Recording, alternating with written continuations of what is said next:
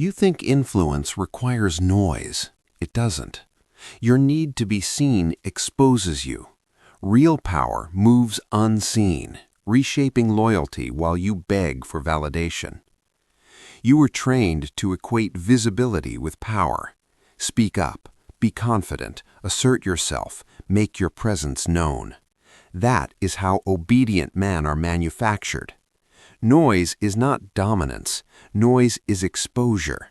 Every word you release is a position declared, a weakness mapped, a strategy revealed. The more you explain yourself, the more surface area you give others to attack. Predators do not announce movement. Surgeons do not narrate incisions. Real control operates beneath awareness. The loud man believes power is projection. He fills rooms with opinions. He debates. He corrects. He signals intelligence. He signals morality. He signals strength. But signaling is for the insecure. When you speak excessively, you reveal priorities.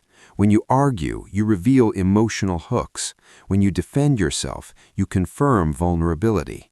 Every reaction is data, and men around you are collecting it. Silence reverses the hierarchy.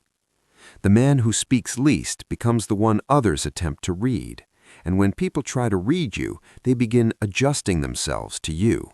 They fill the void, they over-explain, they justify, they seek approval, they attempt to decode your expression, and in doing so, they expose their leverage points.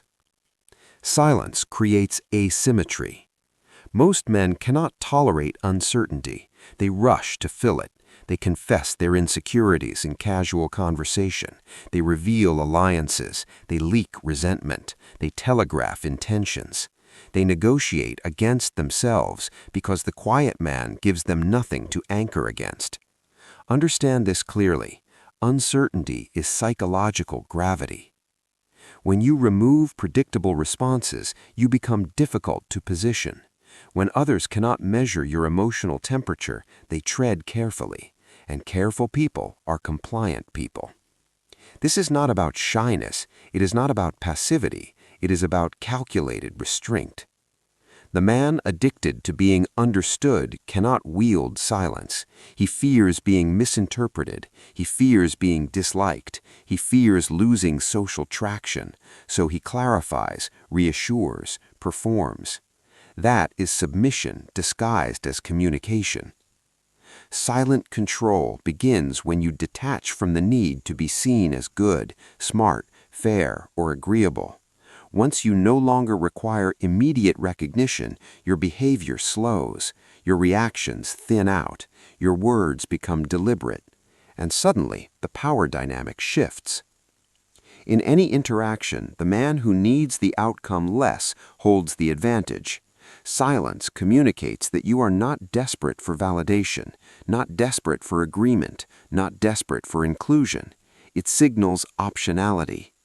Optionality is power. Consider negotiations. The first man to overtalk is already conceding. The first man to justify is already negotiating from beneath. The one who pauses, listens, and withholds, he forces the other party to fill the silence with concessions. Silence pressures. Words relieve pressure. Most men relieve pressure immediately. They laugh too soon. They agree too quickly. They explain their motives in detail. They smooth over tension. You must learn to let tension sit. Tension reveals hierarchy. Whoever rushes to dissolve it is lower in the order. This is why silence unsettles people. It mirrors them back to themselves. Without your constant input, they are left with their own assumptions, and assumptions are rarely stable. They will project fear. They will project desire. They will project authority onto you if you remain composed. You do not need to claim power. You let others assign it. That is the method. Control is not loud dominance. It is influence without fingerprints. It is direction without announcement. It is shaping behavior without issuing commands. And silence is the entry gate. Right now, you are likely overexposed, too available, too reactive, too readable. Your emotions are public property. That ends here. Power prefers silence because silence preserves mystery. Mystery preserves leverage. Leverage preserves sovereignty. If you want influence, you must first become harder to access, psychologically and emotionally. The first shift is simple but brutal. Stop explaining yourself. Stop reacting instantly. Stop filling every conversational gap. Let others move first. Let them reveal themselves. Let them wonder where you stand. Silence is not absence, it is positioning. You were taught to believe the loudest man wins. History suggests otherwise. Control does not begin with dominance, it begins with perception. You do not need to overpower someone physically or socially to move them. You only need to control what they believe about you and what they cannot confirm. Invisible leverage operates on 3 pillars: perception management, emotional asymmetry, and strategic ambiguity. Most men fail because they chase clarity. They want everything defined. They want intentions stated. They want agreements spoken out loud. They feel safer when dynamics are explicit. But explicit dynamics eliminate advantage. When everything is clear, everything is equal. Silent control thrives in the undefined spaces. First, perception management. People do not respond to who you are. They respond to who they think you are. If you constantly narrate yourself, you collapse imagination. If you explain your motives, you remove speculation, and speculation is power. When people are unsure of your full capacity, they behave conservatively around you. They avoid testing limits. They hedge their tone. They become cautious. Certainty makes people bold. Uncertainty makes them careful. If you want leverage, you must reduce emotional transparency. Stop broadcasting irritation. Stop broadcasting enthusiasm. Stop broadcasting insecurity. Your internal state should not be publicly accessible. When others cannot measure your reaction, they hesitate. Hesitation is leverage. Second, emotional asymmetry. The one who is less emotionally invested controls the frame. If you care more, react more, need more, you are already beneath. Most men betray their position instantly. Their eyes follow approval. Their tone shifts when challenged. Their body tightens when confronted. They argue harder when their ego is touched. They reveal what moves them. The silent strategist does the opposite. He studies what moves others. He tracks tone changes. He observes micro-reactions. He notices who seeks validation, who fears exclusion, who dominates to mask insecurity. He speaks little because observation requires stillness. Emotional asymmetry means this: you respond slower than others, you reveal less than others, you invest later than others. When someone challenges you and you do not react immediately, you create psychological imbalance. They expected friction, they expected defense, they prepared for conflict. Instead, they receive composure. Composure unsettles the aggressor. It forces recalibration.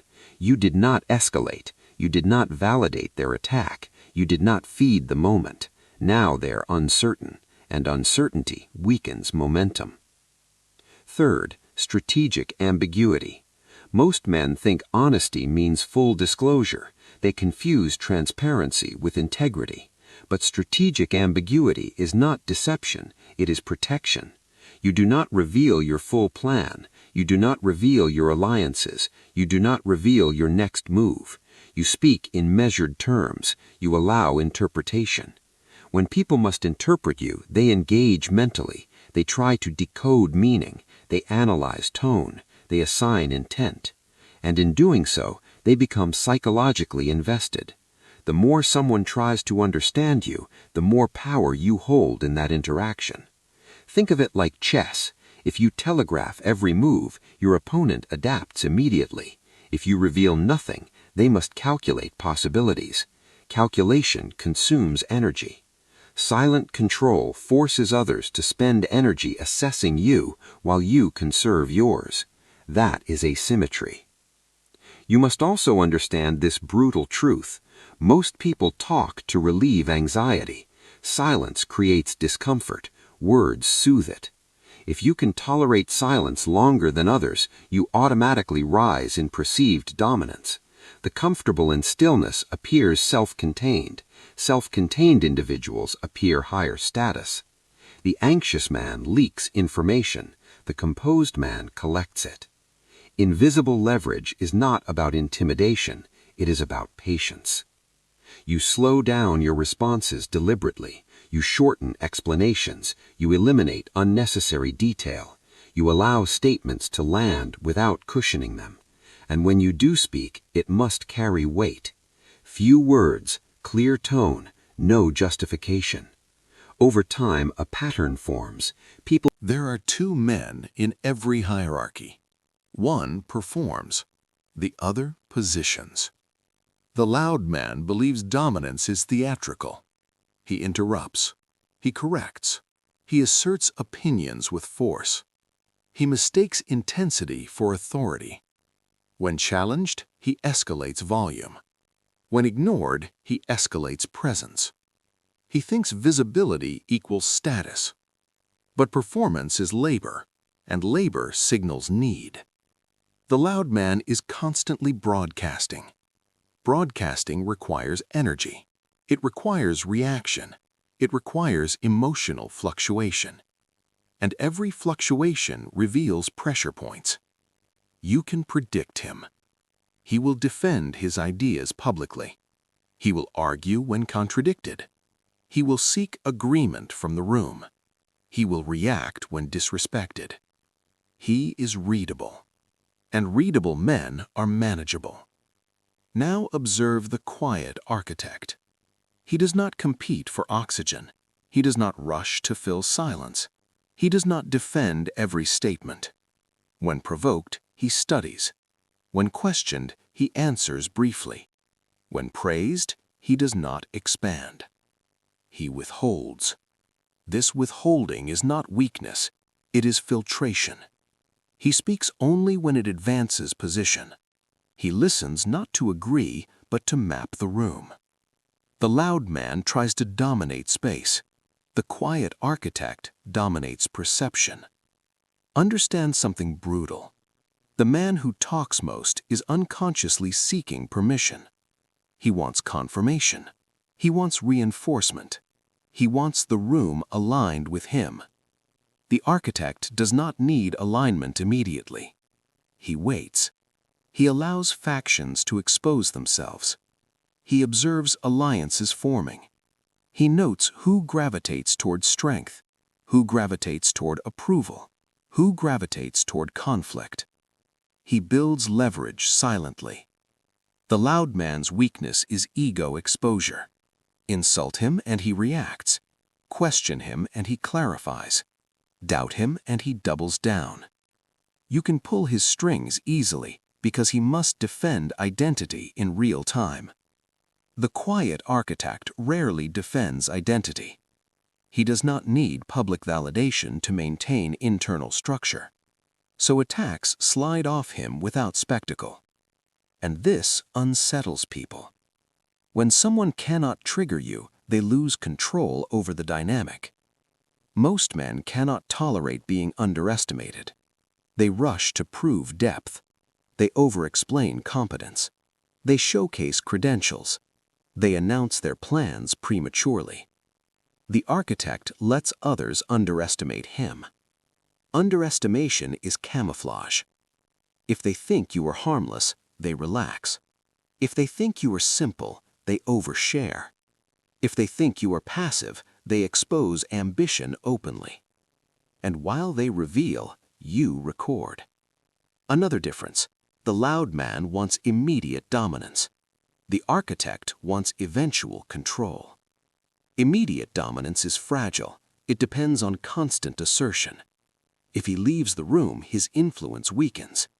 If someone louder enters, he must reassert. But eventual control is structural. It embeds in relationships. It shapes perception over time. It influences decisions before they are even discussed. The architect understands pacing. He does not challenge directly when he can redirect subtly. He does not confront publicly when he can isolate privately. He does not attack ego when he can adjust incentives. He moves others without making them feel moved. That is higher order influence. Now ask yourself, which one are you? If you feel compelled to clarify your intelligence, you are the loud man. If silence makes you uncomfortable, you are the loud man. If you need others to know where you stand at all times, you are the loud man. And the loud man is easier to neutralize. Selection favors the man who can remain still under scrutiny, the man who can let others speak themselves into exposure, the man who does not need to win every visible exchange because he is playing a longer game. The quiet architect understands this. Hierarchy is not built through noise. It is built through positioning. Positioning requires patience. Patience requires ego control. Ego control requires killing the need to be immediately understood. This is why most men fail at silent control. They cannot tolerate temporary ambiguity about their own status. They need reassurance. They need reaction. They need visible dominance. But visible dominance is brittle. Invisible dominance is durable. When you become harder to read, harder to provoke, harder to define, people project depth onto you. They assume complexity. They assume strategy. They assume restraint equals capability. And perception, once formed, becomes self-reinforcing. The loud man works to be seen as powerful. The quiet architect allows others to conclude it on their own. One chases recognition. The other engineers inevitability. You were taught to study kings. You should have been studying the men behind them. History glorifies the visible figure, the crowned ruler, the general on horseback, the voice at the podium. But visibility is often theater. The true architecture of power is usually constructed by someone quieter, someone calculating behind the curtain. The masses remember faces. Power remembers leverage. Visible leaders absorb attention. They take praise. They take blame. They become lightning rods. And while attention is fixed on them, decisions are shaped elsewhere. This is the first lesson. The most powerful position is often one step removed from the spotlight. The public figure must maintain image. He must reassure supporters. He must perform strength. He must defend legitimacy constantly.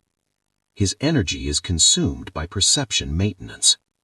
The unseen hand does not carry that burden.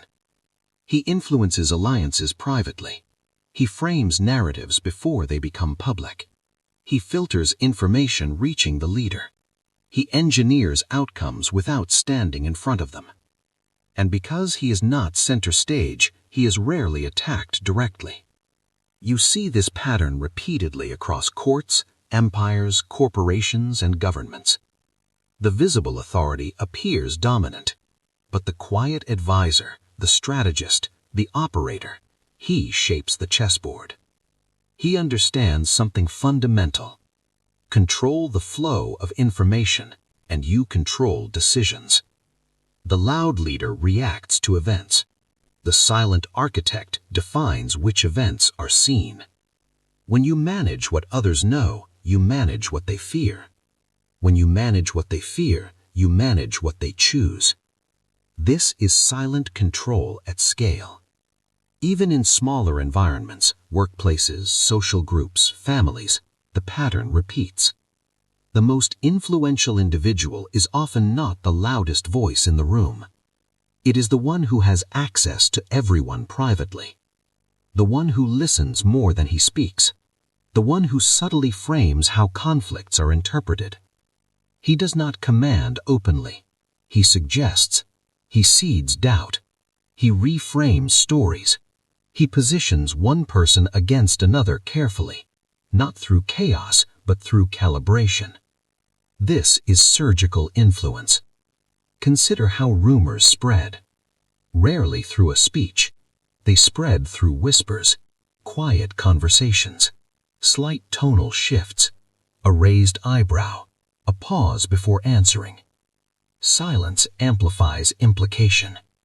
When you speak less, your pauses gain weight. Your minimal comments gain impact. Others begin reading between your lines, and often inventing depth you didn't even articulate. That is projection. Projection is powerful because people trust their own conclusions more than your statements.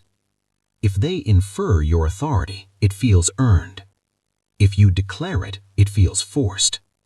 The unseen hand allows others to reach conclusions independently.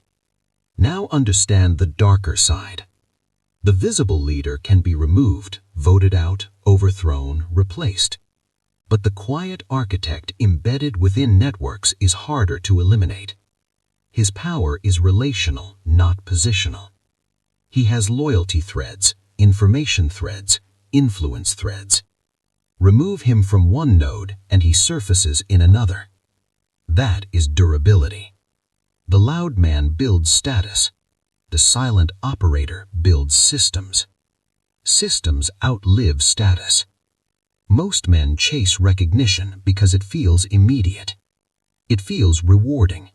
But recognition exposes you to attack. The more visible you are, the more opposition you attract. The more you declare power, the more challengers you... You do not gain silent control by adding techniques. You gain it by removing impulses. Most men sabotage their leverage in seconds. A message arrives, they reply immediately. A challenge appears, they defend instantly. An insult lands, they react emotionally. They are predictable because they are accessible. Accessibility is weakness. Strategic absence is not disappearance. It is controlled distance. It is the deliberate reduction of emotional availability, verbal availability, and reactive availability. You must become harder to access. Start with timing. When you respond instantly, you communicate priority. You signal that the other person has direct access to your attention. Attention is currency. If you distribute it without calibration, you inflate others' sense of importance. Delay is pressure. A measured pause before responding forces recalibration. It creates space for the other person to reconsider tone. It increases the perceived weight of your eventual response. It subtly shifts the dynamic from equality to hierarchy. You are no longer reacting, you are choosing. Next, reduce disclosure. Stop volunteering information that does not advance position. Stop narrating your plans. Stop explaining your emotions. Every piece of unnecessary disclosure is a map of your internal structure. Maps invite invasion. When others know what you want, they can manipulate incentive. When they know what angers you, they can provoke. When they know what you fear, they can threaten. Silence protects strategic intent. You are not lying, you are withholding. There is a difference. Strategic absence also means emotional containment. If someone attempts to provoke you and receives no escalation, they lose traction. If someone attempts to flatter you and receives no inflation, they lose leverage. Do not reward manipulation with reaction. Reaction feeds behavior. Absence starves it.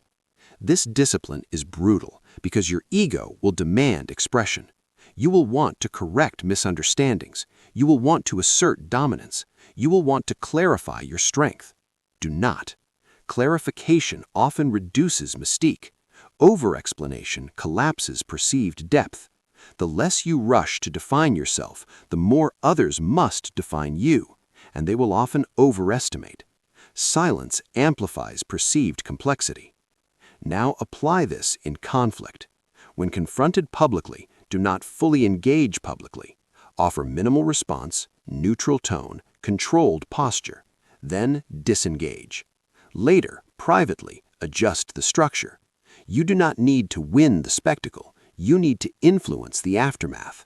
Strategic absence in conflict denies your opponent the energy of escalation. It also signals that you are not emotionally hooked. The man who is not hooked cannot be steered. Then there is conversational gravity. Speak less, but when you do speak, make it concise and deliberate. No rambling, no nervous filler. No tonal fluctuation. Controlled pacing, controlled eye contact. Few words, no apology. Over time, a pattern forms. Others begin waiting for your input. Your silence becomes anticipatory. When you finally speak, the room shifts slightly. That is cultivated presence. Strategic absence also means selective engagement. Not every comment deserves response. Not every opinion deserves correction. Not every challenge deserves combat. If you fight every battle, you appear reactive. Choose fewer battles. Win them decisively. Let the rest dissolve. Scarcity increases value. If you are constantly available, constantly speaking, constantly correcting, your influence dilutes. When you reduce frequency, each appearance carries more weight. Understand the deeper layer. Absence creates psychological pursuit. Humans chase what feels slightly out of reach. If you are fully accessible emotionally, there is nothing to pursue. But if you remain composed, measured, occasionally unavailable, others lean in. They seek approval. They seek clarity. They seek affirmation. And when they seek, you control the terms. This is not cruelty, it is structure. You are rebalancing a dynamic that usually punishes restraint and rewards overexposure. You are removing yourself from the emotional marketplace of instant gratification. Most men are addicted to being immediately heard. Break that addiction. When you no longer need instant validation, you gain patience. When you gain patience, you gain leverage. When you gain leverage, you gain influence without force. Strategic absence is the rehearsal for sovereignty. You are teaching others that access to you is conditional, and conditional access is power. This is where most men fail. They learn the techniques, they practice restraint, they experiment with silence, but underneath the hunger remains. The hunger to be seen as intelligent, as fair, as dominant, as good. That hunger will betray you. Silent control cannot coexist with the compulsive need to be understood, because the moment someone misinterprets you, your ego will demand correction. The moment someone questions your intent, you will feel the urge to clarify. Clarification is surrender. When you rush to correct perception, you place your identity in someone else's hands. You become dependent on their understanding to feel stable. That is not sovereignty. That is psychological submission. If you want real influence, you must become comfortable being partially misunderstood. Let them think you are colder than you are. Let them think you are quieter than you are. Let them underestimate your awareness. Misinterpretation is camouflage. The man who must always be accurately perceived is easy to steer. Accuse him unfairly, and he scrambles to defend. Question his motives, and he produces evidence. Doubt his loyalty, and he overcommits to prove it. He dances to external judgment. The sovereign man does not. He understands that perception fluctuates, that opinions shift, that misunderstanding is inevitable. He does not rush to repair every distortion. He focuses on position, not applause. This is identity death. You must kill the version of yourself that seeks reassurance, the version that wants to win every visible exchange, the version that equates silence with weakness. That version was trained into you. From childhood, you were rewarded for explaining yourself, for defending your innocence, for proving your value, for demonstrating your intentions. But in competitive environments, over-demonstration becomes exposure. You do not owe constant transparency. You do not owe emotional reactions. You do not owe your inner world to observers. Silent control requires internal stability. When you are no longer emotionally dependent on external validation, your responses slow naturally. Your tone steadies. Your words reduce. And people feel it. They sense that you are not easily moved. Unmovable men are treated carefully. Now understand the final inversion. You do not need to convince others of your strength. You need to convince yourself that you do not require their recognition. Once that internal shift happens, your behavior changes automatically. You stop arguing minor points. You stop chasing agreement.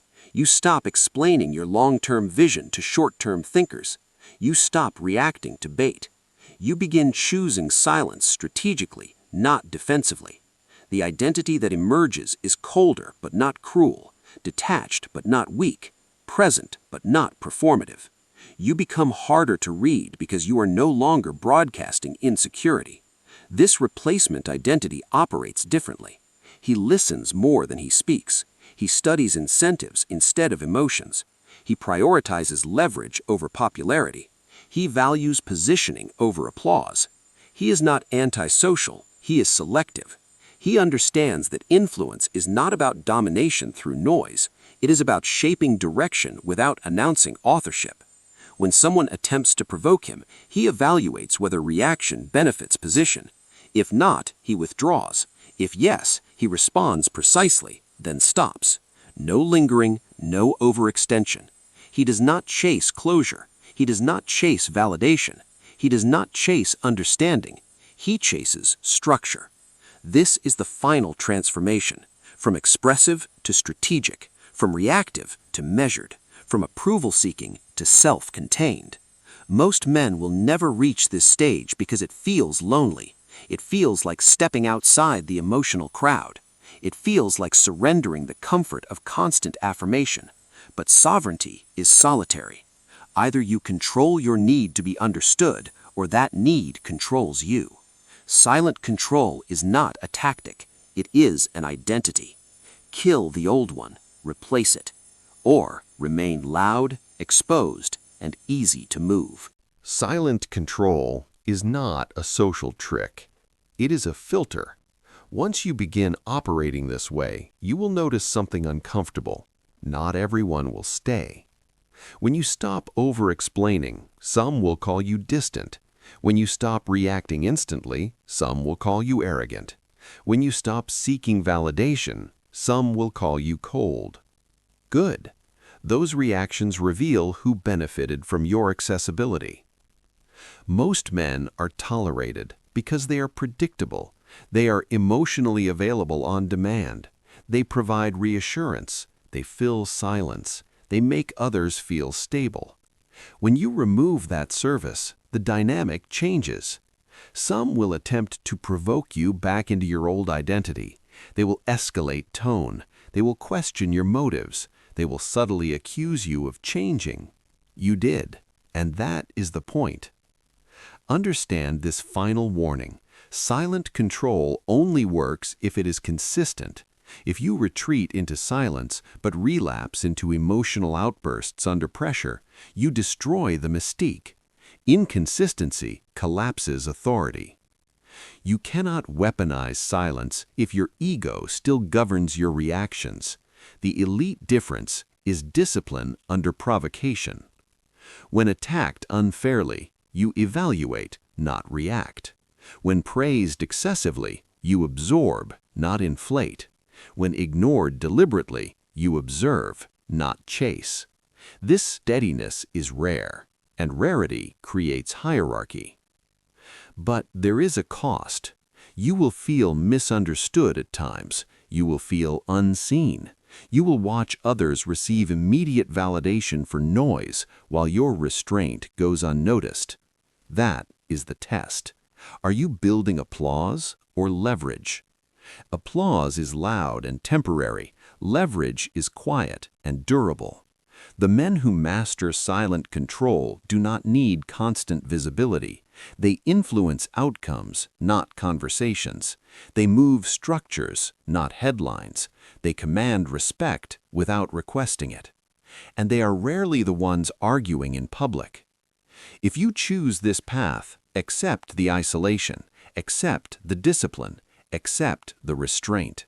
Because once you internalize this method, you cannot return to emotional exhibition without feeling exposed. You will see through loud dominance. You will recognize insecurity disguised as confidence. You will detect manipulation attempts instantly, and you will stop participating. That is the final shift. You no longer compete for surface-level power. You operate underneath it. Silent control is not about dominating others loudly. It is about becoming structurally difficult to move. Most men will never do this work. They will stay reactive, they will stay loud, they will stay predictable. But if you adopt this identity fully, something changes. Rooms become quieter when you enter. Conversations slow slightly. People choose words more carefully. Not because you demand it, because you trained them to. This is influence without announcement, power without spectacle, authority without explanation. And it begins the moment you decide that being understood is optional, but being positioned is not. The question is simple. Will you remain visible and manageable, or become silent and inevitable?